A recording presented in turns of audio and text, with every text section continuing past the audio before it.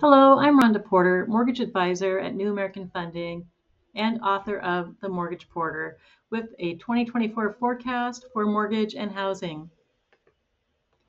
Fannie Mae came out with their January housing forecast for the next 2 years, and they are predicting that we will be below 6% for the 30-year fixed by the end of the year and continue to trend in the mid fives in 2025. And this is important to note because Fannie Mae has not been so optimistic until just recently. And so I am really happy about this. And I actually agree with this forecast too. So, kind of a little bit of a spoiler alert to jump to this right from the get go, but I'm going to give you some information to help support why I agree with this forecast.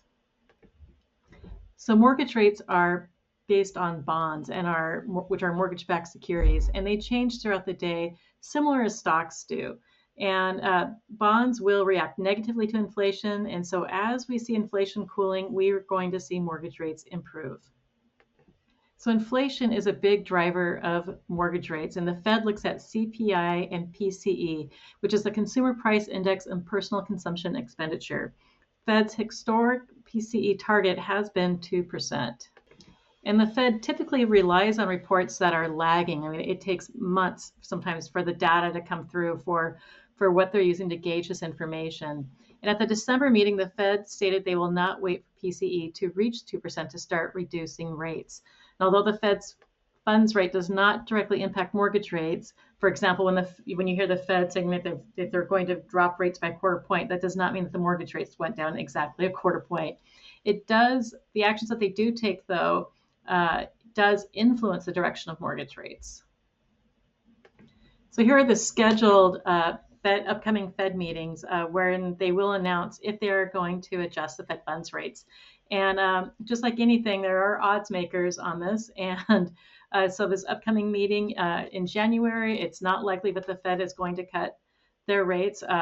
It would be quite a surprise if they did. And but you can see that throughout the year, starting in March, there are increased chances that the Fed may cut the funds rates. And as they do this, it will be an improvement to mortgage rates, or it should be, as the Fed is indicating that inflation is cooling, and mortgage-backed securities like that, which translates to lower mortgage rates. So this is a Fed dot plot. And so as you can see, there's 19 dots here, and each dot represents one member of the Fed. And this is anonymous, so we don't know which Fed member is which dot. And so for an example, in 2024, you can see that there are 5 members who believe that that the funds rate will be cut by a total of 50 basis points. But we have 6 members who are estimating it'll be 75 basis points, and 4 are estimating at 100 basis points. And you can also see that in 2025 and 2026, this trend looks like it's expected to continue.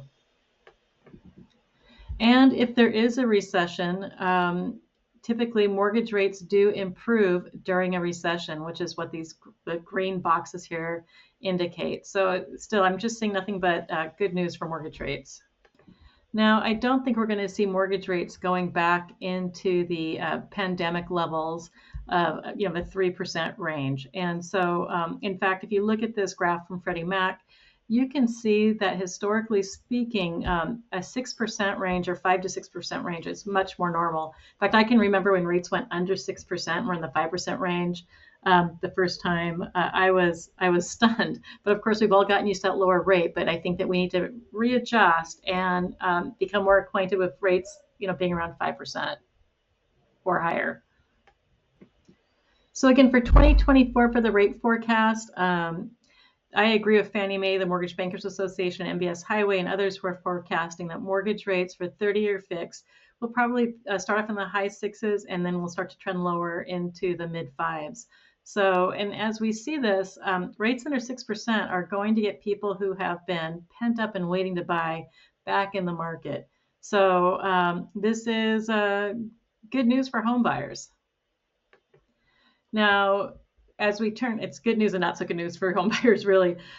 So because inventory does remain tight, so we don't have the same housing stock that we've had before, and part of this is because of the low rates. People are not wanting to give those lower rates up. We're also dealing with that we have more households and less new construction too. So these blue lines represent new households being formed, and the gold lines represent builders creating new homes. So you can see that the formations are outpacing the completions, which is adding to our lack of housing issue. And for those who are waiting for a housing bubble, I don't think you're going to see it. I mean, I know that prices are higher, and we might see some pricing come down a bit, but it's not going to be anything like what we saw during the subprime era in 2008 and 2009. Part of what really led up to that was that we had mortgage programs that are now no longer available. And those programs, you basically just had to fog up a mirror. Credit scores were really low, or we had really low bars of entry, and financing was like at 100%, where people didn't have to put any money down, or even prove that they had an income. So those days are gone, and because of what we went through during those days, this is part of the reason how come it is a little more challenging to qualify for a home. Not much worse than it was like before the subprime era, but just the days of it being like too easy are no longer with us. So therefore, we're not going to have see the big price dip or a bubble like a lot of people would like to see. And the media has a lot of misinformation out there, because they are after eyeballs and fear sells.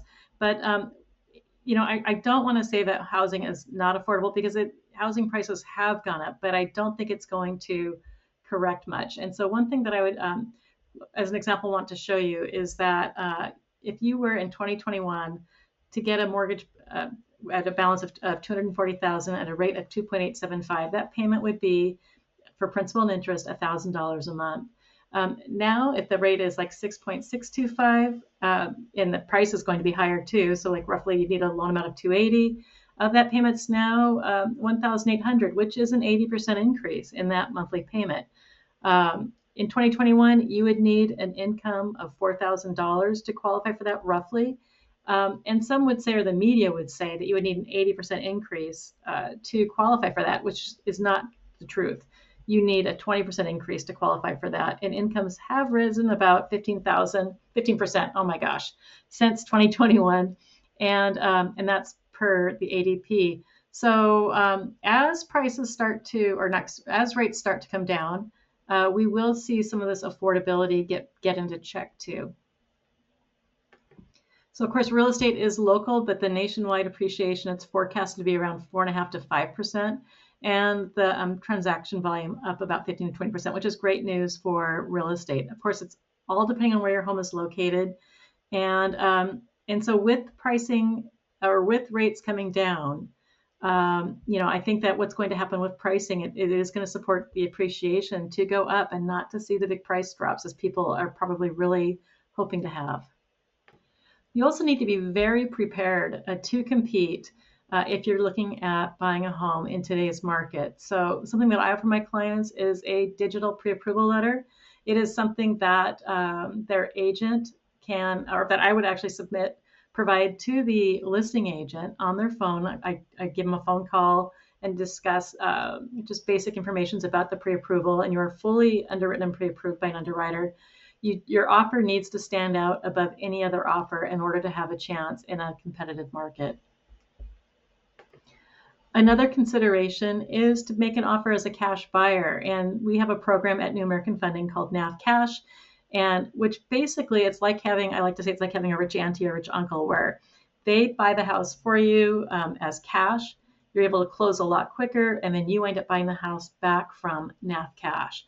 You're able to move into the home upon the cash closing, and you will pay rent just as if you would to your rich family member who bought the house for you, until you're able to finish with the refinance or with buying the house back from NAV Cash. The other benefit of this too is if you have a home to sell, this works similar, kind of like having a bridge loan, except for that this works whether you have a home or you don't have a home that you need to sell. So this is a really great program, and it really helps make your offer far more competitive than submitting an offer with a mortgage. Other strategies that you might want to consider too is, like, oftentimes with my clients, we are looking at their full financial picture, and sometimes it makes more sense to pay off debt, then put more money down. And I will have examples of that available as well. You may want to consider buying with a roommate, or possibly if you do currently have a roommate and you're going to buy with them, start documenting the rent that they're paying you so that you can possibly use that as income for buying your next home. And that's a possibility. And if there's a smaller home or one that's not just right for you, I would buy it. I mean, if it's close to what you need it to be, or it's the location you want it to be in, or close to that, you're going to be in a really great position to make improvements on that, resell it, or have it be a rental. But just keep your eyes open and be open to buying homes that maybe you wouldn't have normally considered. Another great option is to look at buying a 1 to 4 unit home.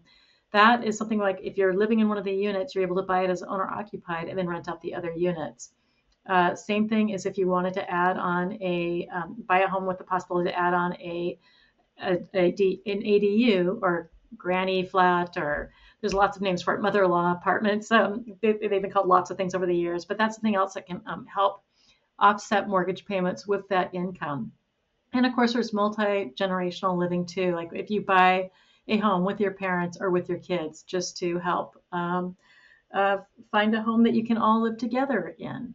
So there's just so many options available, and I'm happy to talk with you about any of them to help create a strategy for you to buy your next home. So if you are interested, please reach out to me. I'm happy to work with you to create a plan, even if you're not planning on buying a home for 6 months, a year, or 2 years. It's good to get started early so we can review credit and your income and assets and make a game plan that's right for you. Take care. Hope you have a great day, and hope to talk to you soon. Bye-bye.